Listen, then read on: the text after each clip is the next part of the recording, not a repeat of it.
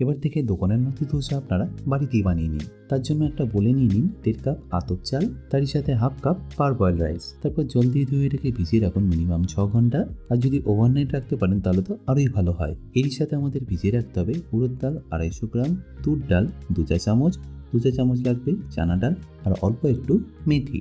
এবার এই দুটি যখন ভালো করে ভেজানো হয়ে যাবে তখন এটাকে মিক্সিতে ভালো করে পেস্ট করে নিন। পেস্ট করার সময় খুব বেশি জল দেবেন না, অল্প একটু দিয়ে দিলেই হবে।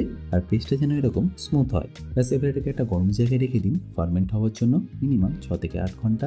আর এবার এর মশলাটা বানানোর জন্য নিয়ে নিচে অল্প একটু সাদা তেল, তাতে ফোড়ন হিসেবে দিয়ে দেবো শুকনো লঙ্কা আর কালো সর্ষে, তারপর আদা কুচি, লঙ্কা কুচি আর পেঁয়াজ দিয়ে ভালো করে একটু ভেজে নেবো। অবশ্যই এখানে একটু নুন দিতে ভুলবেন না। তারপর ফ্লেভারের জন্য কারি পাতা দিয়ে এটাকে ভালো করে মিশিয়ে নিন। আর মশলার মধ্যে রঙের জন্যই লাগবে হলুদ গুঁড়ো আর কাশ্মীরি লঙ্কার গুঁড়ো। তারপর সেদ্ধ আলুটাকে এইভাবে ম্যাশ করে দিয়ে মিশিয়ে নিলে আপনাদের মশলা কিন্তু পারফেক্টলি রেডি। আর পারলে লাস্টে একটু ধনেপাতা অ্যাড করতে পারে। 8 ঘন্টা পরে ধোসার ফার্মেন্টেড ব্যাটারের মধ্যে দিয়ে দিন অল্প একটু নুন আর গুঁড়ো চিনি।